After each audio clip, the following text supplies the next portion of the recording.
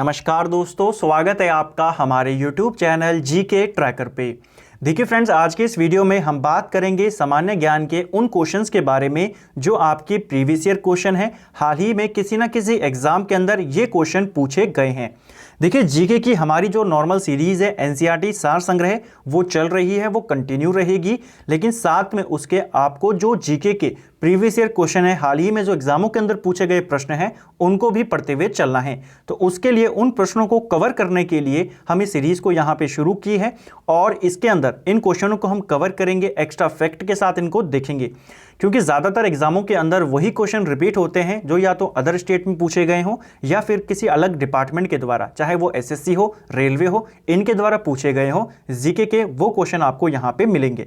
तो चलिए friends, video को शुरू करते हैं। वीडियो के एंड पे अपना स्कोर कमेंट करके ज़रूर बताएं। 20 क्वेश्चन हम इस वीडियो के अंदर करेंगे, तो आपको बताना है 20 में से कितने मार्क्स आपके यहाँ पे बने। चलिए वीडियो को शुरू करेंगे। पहला प्रश्न है, प्रसिद्ध चित्रदुर्ग किला कहाँ स्थित है? देखिए, जो फेमस चित्रदुर्ग किला है ये आपके कर्नाटक राज्य में स्थित है। ऑप्शन सी इसका राइट आंसर होगा। ठीक है, कर्नाटक में एक नदी है वेदवती नदी, तो वहां पर ये स्थित है। ठीक है, इस नदी के तट पर। चलिए नेक्स्ट है, हम्पी को किस वर्ष यूनेस्को द्वारा विश्व धरोहर स्थल घोषित किया गया था? देखिए, हम्पी जो कि विजयनगर साम्राज्य की राजधानी थी। ठीक है, यह कौन सी नदी के तट पर है? तो ये आपके तुंगभद्रा नदी के तट पर स्थित है हम्पी। ठीक है, किस राज्य में है? तो हम्पी वर्तमान में कर्नाटक राज्य में है। ठीक है, और इसको यूनेस्को की जो विश्व धरोहर स्थल की सूची है उसमें शामिल किया गया, ऑप्शन बी 1986 में। ठीक है, तो ये साल भी आपको याद रखना है। 1986 में हम्पी के साथ 3 और महत्वपूर्ण जगह हैं जिनको यूनेस्को की सूची में शामिल किया गया। पहली जगह है गोवा के जो प्रसिद्ध चर्च है उसको शामिल किया गया इसी सूची में। ठीक है, 1986 में। दूसरा है फतेहपुर सीकरी। ठीक है, फतेहपुर सीकरी जो कि आपके यूपी में है, इसको शामिल किया गया। और तीसरा इंपॉर्टेंट, जो खजुराहो के मंदिर हैं उनको भी 1986 में इस सूची में शामिल किया गया। खजुराहो के मंदिर आपके मध्य प्रदेश में हैं। नेक्स्ट है, किस सिख गुरु ने खालसा पंथ की नींव रखी थी? यह क्वेश्चन भी पूछा गया है, कई बार यह क्वेश्चन रिपीट हुआ है।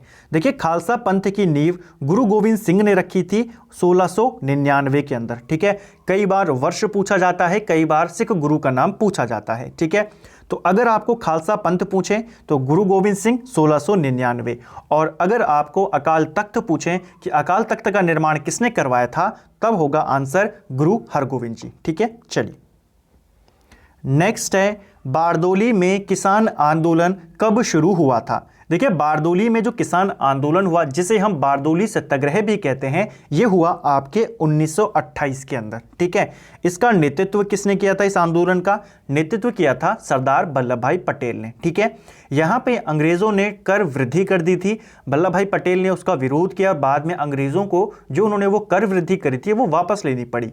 इस आंदोलन का सफल नेतृत्व करने के ही कारण जो यहाँ की महिलाएं थी, उनकी तरफ से गांधी जी ने वल्लभ भाई पटेल को सरदार की उपाधि दी थी। ठीक है, किसने दी थी? महात्मा गांधी ने। किस आंदोलन के बाद? बारदोली आंदोलन के बाद। किसकी तरफ से दी? तो जो बारदोली की महिलाएं थी उनकी तरफ से दी। ठीक है, नेक्स्ट है, टोगुप दर्रा भारत को किस देश से जोड़ता है? देखिए, जो ये टोगुप दर्रा है ये भारत और म्यांमार के बीच में स्थित है।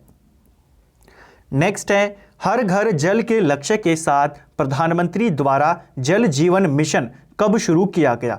देखिए, ये जो मिशन है जल जीवन मिशन, इसकी शुरुआत की गई 15 अगस्त 2019 को। ठीक है, इंपॉर्टेंट क्वेश्चन है, पूछा जा सकता है। ठीक है, जल जीवन मिशन कब शुरू हुआ? 2019 में 15 अगस्त के दिन। नेक्स्ट है, भारत का सबसे ऊंचाई पर स्थित मौसम विज्ञान केंद्र ये कहाँ है? तो भारत का सबसे ऊंचाई पर स्थित जो ये मौसम विज्ञान केंद्र है ये आपके लद्दाख में स्थित है। ठीक है, ऑप्शन सी इसका राइट आंसर है। दिसंबर 2020 में ही इसका उद्घाटन यहाँ पे हुआ है। GIMP एक क्या है? देखिए GIMP कंप्यूटर से संबंधित प्रश्न है। इस सीरीज में आपके कंप्यूटर हो, चाहे वो हिस्ट्री हो, ज्योग्राफी हो, सभी क्वेश्चन आपके एक साथ, आपका रिवीजन भी हो जाएगा, जीके की आपकी प्रैक्टिस भी हो जाएगी और प्रीवियस ईयर क्वेश्चन का एक क्वेश्चन सेट आपका यहाँ पे तैयार हो जाएगा। तो इन प्रश्नों को वन लाइनर के रूप में लिखते हुए ज़रूर चलें और साथ में जो एक्स्ट्रा फैक्ट है वो उसी के नीचे लिखते हुए ज़रूर चलें। एक छोटी सी पतली सी कॉपी बना लीजिए जहाँ पे आपके केवल वो क्वेश्चन होंगे जो एग्जामों में पूछे गए क्वेश्चन है। ठीक है, GIMP ये एक एप्लीकेशन सॉफ्टवेयर है। ठीक है, GIMP का फुल फॉर्म होता है जनरल इमेज मैनिपुलेशन प्रोग्राम। ठीक है, ये इसका फुल फॉर्म है। बेसिकली जो ये GIMP है ये एक इमेज एडिटिंग सॉफ्टवेयर है। ठीक है, फोटोज को इसके अंदर एडिट वगैरह किया जाता है। तो ये क्या है, एक एप्लीकेशन सॉफ्टवेयर। किस राज्य में भारत का पहला परागणकर्ता पार्क, जिसे हम पॉलिनेटर पार्क कहते हैं, ये खोला गया है? तो भारत का पहला pollinator park, most important question है, ये आपके उत्तराखंड में खोला गया है। ठीक है, उत्तराखंड के हल्द्वानी में इस पार्क को खोला गया है। ठीक है, और अगर जिले का नाम पूछेगा तो आप जानते हैं हल्द्वानी नैनीताल जिले में आता है। नेक्स्ट है, भारतीय संविधान के किस अनुच्छेद में यह उल्लेख है कि राष्ट्रपति या राज्यपाल या राज्य के राज्य प्रमुख अपने पदों की शक्तियों की प्रयोग और कर्तव्यों के लिए किसी भी न्यायालय के प्रति उत्तरदायी नहीं होंगे? देखिए, क्वेश्चन पेपर्स के अंदर आजकल जो संविधान के आर्टिकल्स हैं इनको लेके प्रश्न ज़रूर बन रहे हैं और आपको हर आर्टिकल जितने आप पढ़ सकें उनको आपको पढ़ना है और ख़ास तौर पे उन आर्टिकल्स को जो एग्जामों में पूछे गए हैं वो तो आपको पढ़ के ही जाने हैं। तो ये आर्टिकल भी पूछा गया, आर्टिकल है 361। देखिए, संविधान का जो 361वां आर्टिकल है ये राष्ट्रपति और राज्यपालों को संरक्षण प्रदान करता है जो हमारे कोर्ट्स हैं इनके माध्यम से। ठीक है, चलिए नेक्स्ट है, माई मास्टर पुस्तक के लेखक कौन है? यह जो किताब है माई मास्टर ये लिखी है स्वामी विवेकानंद ने। तो ऑप्शन ए इसका राइट आंसर होगा।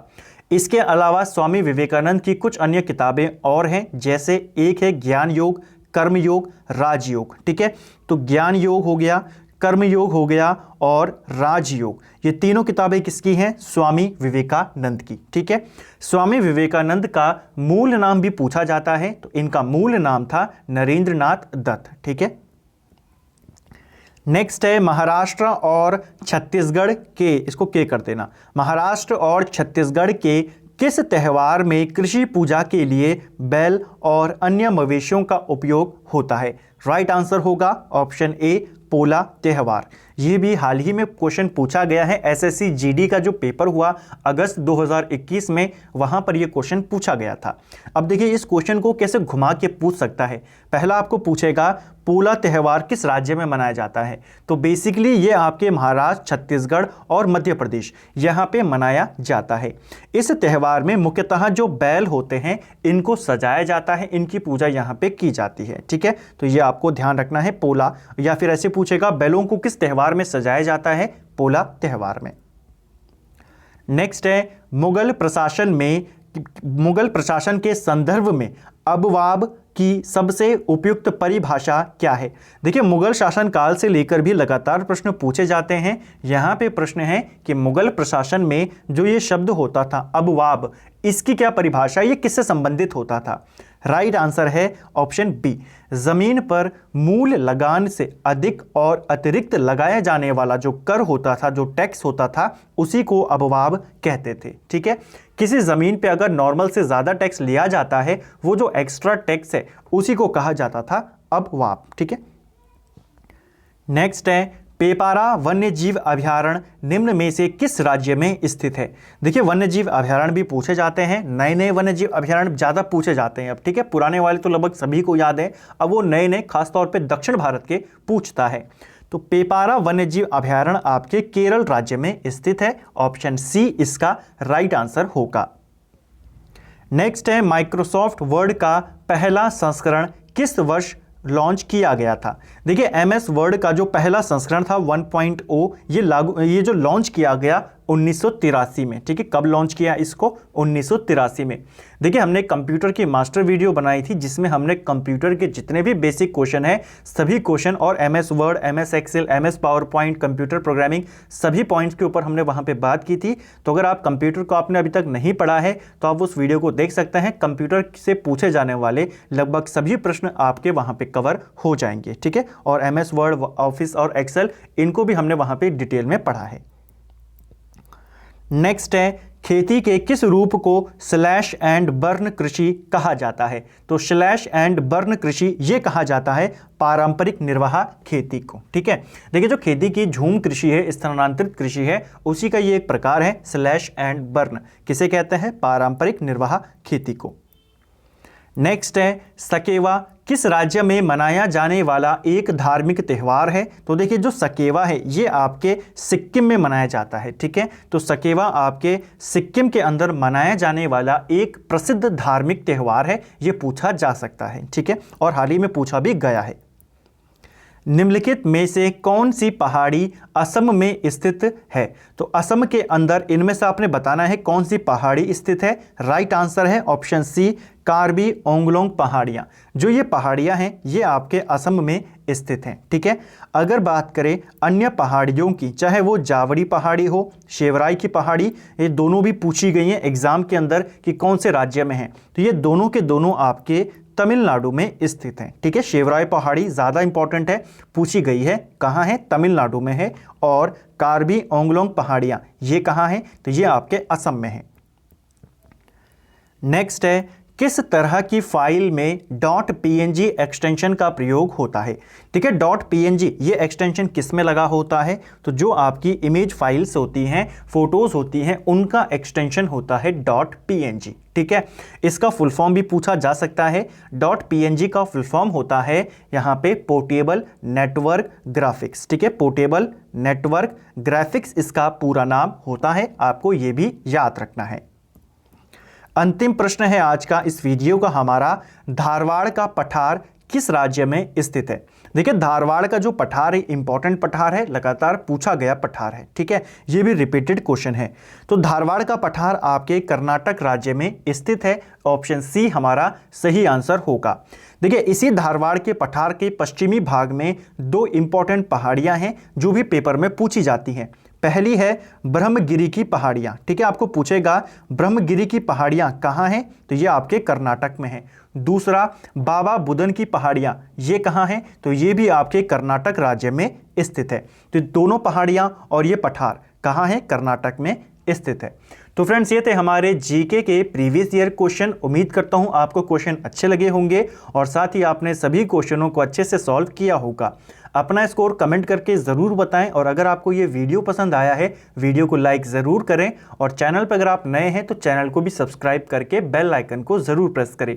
देखिए फ्रेंड्स इस सीरीज़ के अंदर जो आपके प्रीवियस ईयर क्वेश्चन हैं जीके के विद एक्स्ट्रा फैक्ट वो कवर होंगे। तो मैं फिर से कहूँगा इनको लेकर एक पतली सी छोटी सी कॉपी ज़रूर बना लें ताकि आपके सारा जो प्रीवियस ईयर क्वेश्चन है अलग अलग एग्जामों के क्वेश्चन आपको एक जगह पर मिल जाएंगे जिसके कारण आपको रिवीजन करने में आसानी होगी।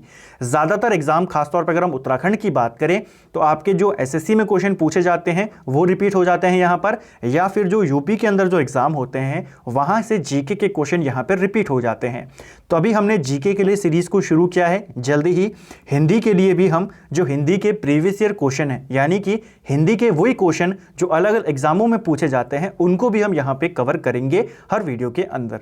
उम्मीद करता हूँ आपको ये सीरीज़ अच्छी लगी होगी। अगर आपको ये वीडियो पसंद आया है वीडियो को लाइक ज़रूर करें और दोस्तों के साथ शेयर ज़रूर करें। Thank you friends.